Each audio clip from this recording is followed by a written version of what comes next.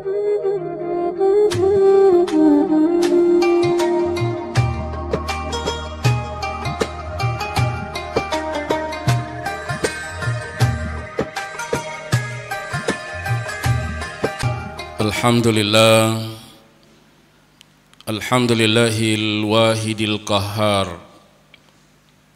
Asyhadu an la ilaha illallah wahdahu la syarika lah,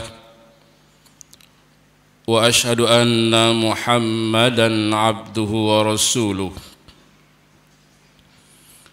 Allahumma salli ala sayyidina Muhammad wa ala ali Muhammad wa sallim tasliman katsira. Amma ba'du, fa ya ibadallah, usikum wa nafsi bitaqwallah, faqad fazal muttaqun, innal muttaqina humul muflihun. Wa qala Allah ta'ala fil Qur'anil Karim, a'udzu billahi minasy syaithanir rajim. Bismillahirrahmanirrahim. Wa ila madyana akhahum Syu'aiba qala ya qaumi a'budullaha ma lakum min ilahin ghairuh wa la tanqusul mikyala wal mizan inni arakum bi khair wa inni akhafu alaikum azaba yaumin muhit. Sadaqallahul azim. Ma'asyiral muslimin, jamaah Jumat yang dirahmati Allah, kita awali khutbah dengan selalu memuji Allah. Allahu Rabbul Alamin, Allah Tuhan pemilik alam, Allahul Wahidul Qahhar, Allah yang Maha Esa dan Allah yang Maha Perkasa. Allahu na'budu wa lahu nasta'in, Allah yang kita sembah dan Allah tempat kita memohon pertolongan dan perlindungan. Salawat dan salam kepada baginda yang mulia Nabi Muhammad sallallahu alaihi wasallam, yang kepadanya Allah telah menurunkan ayat-ayat suci Al-Quran dan Rasul menjadikannya sebagai petunjuk dan hidayah dalam menyampaikan dakwah dan risalah kepada seluruh umat manusia. Ma'asyiral muslimin, jamaah Jumat yang dirahmati Allah, pada kesempatan yang penuh barakah ini saya ingin mengajak jamaah Jumat untuk kita membaca dan memahami kembali beberapa ayat Allah atau firman Allah di dalam surat Hud, mulai ayat 84. Allah kisahkan tentang seorang nabi, seorang rasul yang diutus oleh Allah Subhanahu wa taala ke sebuah negeri namanya negeri Madyan. Wa ila madyana akhahum Syu'aiba qala ya qaumi a'budullaha ma lakum min ilahin ghairuh. Dan ke negeri Madyan Allah utus seorang rasul dari kampungnya sendiri, yaitu negeri Madyan. Nabi Syu'aib lahir di Madyan dan diangkat oleh Allah menjadi nabi dan rasul juga di negeri Madian. Nabi Syuaib alaihissalam diperintahkan oleh Allah untuk berdakwah kepada umatnya, walaupun umatnya pada waktu itu sangat sedikit orang-orang yang mau beriman kepada Allah. Orang kampung atau penduduk kota di Madian yang paling banyak penduduknya adalah pembegal atau pembunuh dan orang-orang yang berusaha dan berbisnis, dihiasi dengan pedagang-pedagang yang tidak jujur. Nabi Syuaib diperintahkan oleh Allah untuk berdakwah agar semua warga kota Madian mau beriman kepada Allah. Lalu Nabi Syuaib alaihissalam hadir di tengah-tengah kaumnya. Qala ya qaumi abudullaha ma lakum min ilahin ghairuh. Wahai kaumku, wahai saudara-saudaraku, beribadahlah kepada Allah, janganlah kalian menyembah selain Allah. Wala tangkusul mikyala wal mizan, dan janganlah kalian mengurangi timbangan dan takaran. Hendaklah kalian menyembah Allah dan jujurlah dalam bisnis dan usaha kalian. Inni arakum bi khair, sesungguhnya aku ingin melihat bahwa kalian semua selalu dalam keadaan baik. Wa inni akhafu alaikum azaba yaumin muhit, dan aku takut terhadap kalian semua jika tetap curang, jika tetap tidak jujur, jika kalian bergelimang dalam pembegalan dan pembunuhan, Allah akan mendatangkan azab pada hari yang telah ditetapkan oleh Allah Subhanahu wa ta'ala. Wa ya qaumi auful mikyala wal mizana bil qisti, wahai saudara-saudaraku, timbanglah, takarlah dengan takaran dan timbangan yang benar. Wala tabkhasun nas asya'ahum, dan janganlah kalian membuat rugi terhadap orang-orang yang banyak. Wala ta'saw fil ardi mufsidin, dan janganlah kalian melakukan perbuatan yang berlebihan di muka bumi ini. Baqiyatullahi khairul lakum in kuntum mu'minin, sisa keuntungan dari Allah itu lebih baik bagimu jika kamu orang-orang yang beriman. Wa ma ana alaikum bihafid, dan aku bukanlah seorang pengawas atau yang mengawali urusan-urusan kalian. Mereka marah dan menantang Nabi Syuaib alaihissalam dengan dakwah-dakwah yang disampaikan oleh Nabi Syuaib alaihissalam. Qalu ya Syuaibu, as-salatuka ta'amuruka an natruka ma ya'budu aba'una aw an naf'ala fi amwalina ma nasha' innaka la antal halimur rasyid.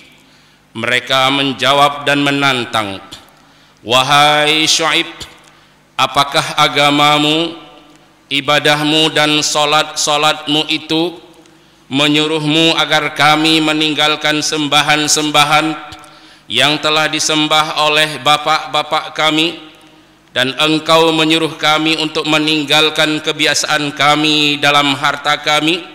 Innaka la antal halimur rasyid, semoga kami bisa melihat engkau selalu dalam keadaan lembut dan selalu dalam keadaan terarah. Artinya mereka sudah mulai menganggap bahwa Nabi Syuaib alaihissalam sudah tak terarah lagi di dalam berbicara, tak lembut lagi di dalam berbicara. Nabi Syuaib menjawab, qala ya qaumi ara'aitum in kuntu ala bayyinatin min rabbi wa razaqani minhu rizqan hasana wa ma uridu an ukhalifakum ila ma anhaakum anhu in uridu illa al-islaha mastata'tu wa ma taufiqi illa billah, alaihi tawakkaltu wa ilaihi unib. Wahai saudara-saudaraku, wahai kaumku, tidakkah kalian mengetahui bahwa sesungguhnya Allah telah memberikan wahyu kepadaku dan Allah memberikan rezeki kepadaku. Aku berdakwah di hadapan kalian tidak mengharapkan sesuatu. Wa razaqani minhu rizqan hasana, Allah telah menganugerahkan rezeki yang baik kepadaku. Dengarkanlah wahai saudaraku, aku tidak meminta upah pada kalian. Wa ma uridu an ukhalifakum ila ma anhaakum anhu, dan aku tidak menyalahi kalian terhadap apa yang aku larang ini. In uridu illal islah mastata'tu, aku hanya bermaksud agar kalian semua menjadi baik menurut kesanggupanku. Wa ma taufiqi illa billah, tidak ada taufik, tidak ada persetujuan kecuali persetujuan dari Allah Subhanahu wa taala. Alaihi tawakkaltu wa ilaihi unib, kepada Allah lah aku bertawakal dan kepadanya aku berharap. Wa ya qaumi la yajrimannakum shiqaqi ayyusibakum mislu ma asaba qauma nuhin aw qauma hudin aw qauma salih wa ma qaumu lutin minkum biba'id. Wahai saudara-saudaraku, janganlah perdebatan antara kalian dengan aku menyebabkan bencana seperti bencana yang pernah diberikan oleh Allah kepada kaum Nabi Nuh, kepada kaum Nabi Hud, dan kepada kaum Nabi Saleh. Wa ma qaumu lutin minkum biba'id, dan sejarah Allah menyiksa kaum Lut kamu belum bisa melupakannya. Artinya kamu pernah mendengar sendiri bagaimana Allah menggulungkan, bagaimana Allah meluluh lantakkan negeri Sodom yang didiami oleh umat Nabi Lut yang ingkar kepada Allah. Wahai saudara-saudaraku, wastaghfiru rabbakum summa tubu ilaih, beristighfarlah kepada Allah kemudian bertaubatlah kepadanya. Inna rabbi rahimu wadud, sesungguhnya Tuhanku maha penyayang lagi maha lembut. Mereka bertambah marah dan menjawab, qalu ya Syu'aibu ma nafqahu katsiran mimma taqul wa inna lanaraka fina dha'ifa walaula rahtuka larajamnaka wa ma anta alaina bi'aziz. Mereka berkata, wahai Syu'aib, kamu telah banyak berbicara, kamu sudah banyak berdakwah mimma taqul, dan kami tidak paham terhadap apa yang engkau sampaikan. Wa inna lanaraka fina dha'ifa, dan kami melihat engkau sangat zaif, sedikit pun tidak berwibawa di hadapan kami. Walaula rahtuka larajamnaka, kalau sekiranya bukan karena wibawa keluargamu, maka kami akan merajammu, kami akan melemparimu. Wa ma anta alaina bi'aziz, dan engkau di hadapan kami sedikit pun tidak ada keperkasaanmu. Nabi Syu'aib menjawab, qala ya qaumi arahti a'azzu alaikum minallah wattakhadtumuhu wara'akum zihriya inna rabbi bima ta'maluna muhit.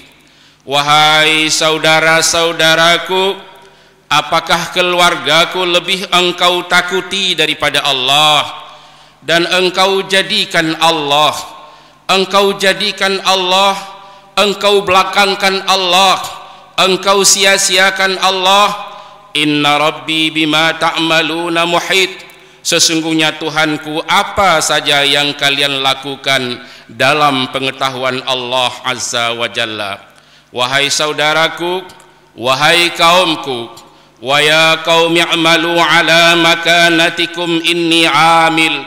Wahai kaumku, bekerjalah menurut profesimu, sesungguhnya aku juga bekerja. Saufa ta'lamuna man ya'tihi azab yukhzihi wa man huwa kazib wartaqibu inni ma'akum raqib. Bekerjalah wahai saudaraku, nanti kita akan melihat siapa orang-orang yang akan mendapatkan azab, siapa di antara kita yang berbohong. Berhati-hatilah wahai saudaraku, sesungguhnya aku juga dalam pengawasan Allah. Mereka menantang Nabi Syuaib alaihissalam. Wahai Syuaib, engkau terlalu banyak berbicara dan berdakwah. Jika memang benar-benar engkau seorang nabi dan seorang rasul, coba mintakan kepada Tuhanmu supaya kami yang tidak beriman kepada Allahmu dan tidak percaya kepadamu, supaya didatangkan saja azab oleh Allahmu. Nabi Syuaib berdoa kepada Allah subhanahu wa ta'ala, ya Allah, ya Tuhan, siang dan malam aku menyampaikan dakwah dan risalahmu, tetapi mereka selalu menghinaku. Mereka minta azab darimu ya Allah. Allah subhanahu wa ta'ala memperkenankan dan memperlihatkan azab Allah ke negeri Madian pada waktu itu. Mulai mereka meminta azab, hari pertama sampai dengan hari ketujuh Allah menghukum mereka. Udara yang sangat panas, Allah keringkan negeri Madian. Hari pertama sampai dengan hari ketujuh mereka lari ke hutan-hutan mencari perlindungan. Negeri yang amat panas diberikan oleh Allah. Allah hukum umat Nabi Syuaib yang tidak beriman. Sab'ata layali wa samaniyata ayyam, 7 hari 7 malam. Dan pada hari ke-8 Allah nampakkan awan hitam di sebuah tempat yang tak jauh dari pandangan mereka. Mereka tak sanggup lagi menahan panasnya matahari. Mereka telah membuka baju, telah membuka celana dan pakaian mereka. Akhirnya tatkala mereka melihat awan hitam itu, seluruh orang kafir yang kufur berkumpul di bawah awan hitam. Maka di saat itulah, walamma jaa amruna najjayna Syuaiba wallazina amanu ma'ah birahmatin minna wa akhazatil ladzina zalamus sayhah fa asbahu fi diyarihim jasimin. Di saat Allah mendatangkan bencana dan azab kepada mereka, najjayna Syuaiba wallazina amanu ma'ah, Allah menyelamatkan Nabi Syuaib dan orang-orang yang beriman, dan seluruh orang-orang yang zalim, yang kafir, yang kufur, yang tidak jujur di dalam dagang, pembunuh, pembegal, semuanya dilemparkan oleh Allah dengan hujan batu dari langit di bawah awan hitam itu. Fa asbahu fi diyarihim jasimin, maka matilah seluruh orang-orang kufur, baik di rumah-rumah mereka maupun di bawah awan hitam itu. Pada hari Senin tanggal 10 Agustus, 3 hari yang lalu, Allah sudah menampakkan awan hitam di Aceh Barat dan di Nagan Raya. Kita bersyukur kepada Allah subhanahu wa ta'ala. Allah tidak jadi menurunkan bencana. Menurut surat Al-Anfal ayat 33, jika masih ada orang-orang baik yang beriman kepada Allah, dan tatkala bencana-bencana itu dinampakkan oleh Allah, masih banyak orang-orang yang istighfar kepada Allah subhanahu wa ta'ala, maka Allah tak jadi mengazab, tak jadi menurunkan bencana di sebuah negeri jika masih banyak orang-orang yang beriman, yang soleh, yang beristighfar kepada Allah subhanahu wa ta'ala. Seandainya pada waktu itu semua orang berpesta pora melihat awan hitam yang dinampakkan oleh Allah, yang diberi nama dengan awan Arkus, awan tsunami, dukhanul aswad, awan hitam yang dinampakkan. Kita bersyukur kepada Allah, pada hari Senin 10 Agustus yang lalu Allah masih menyelamatkan kita. Jika itu dipraktekkan oleh Allah Azza wa Jalla, mulai dari Aceh Barat, Nagan Raya, dan semua penduduk Aceh dimusnahkan oleh Allah, walaupun bercampur di dalamnya orang-orang yang masih banyak ingat dan taat kepada Allah Azza wa Jalla. Jika pada hari yang lain kita melihat petir yang amat dahsyat, awan yang amat gelap, berbagai macam bencana yang dinampakkan oleh Allah, maka cara melihatnya adalah istighfar, memohon ampun kepada Allah Subhanahu wa Ta'ala. Semoga Allah yang Maha Kuasa merahmati kita semua. Bersyukurlah ketika Allah menampakkan awan hitam itu, Allah tak jadi menurunkan bencana di Nanggro Aceh Darussalam. Di dalam kajian Al-Quran, apabila semua orang sudah tak bisa lagi diingatkan, ingat kata Allah, negeri Madian pernah dibinasakan pada zaman Syuaib alaihissalam, tetapi terulang lagi di zaman Nabi Ilyas dan di zaman Nabi Ilyasa. Mereka dikeringkan lagi oleh Allah Subhanahu wa Ta'ala. Allah kirimkan berbagai macam virus. Mereka bisa hidup selama 3 tahun, kemudian seluruh orang kafir yang kufur kepada Allah dimusnahkan oleh Allah Subhanahu wa Ta'ala. Mudah-mudahan di Nanggro Aceh Darussalam, kita yang pernah melihat bencana besar, 270.000 lebih kurang masyarakat Aceh telah diwafatkan oleh Allah Subhanahu wa Ta'ala, yang di dalamnya bercampur orang-orang yang beriman dengan tidak beriman. Mudah-mudahan Aceh tetap selamat, dilindungi oleh Allah yang Maha Kuasa. Mari saudara-saudara yang belum mau salat, salatlah. Yang belum mau beribadah, ibadahlah kepada Allah. Jika berulang-ulang bencana diberikan oleh Allah, masih juga banyak hamba Allah yang tidak mau beribadah kepada Allah, maka terakhirnya adalah tak ada yang selamat lagi. Allah gulungkan negeri seperti Allah gulungkan negeri Sodom, negeri Nabiullah Lutu alaihi salam. Yang selamat hanyalah orang-orang yang beriman bersama dengan Nabi dan Rasul mereka. Semoga khutbah ini bermanfaat untuk kita semua.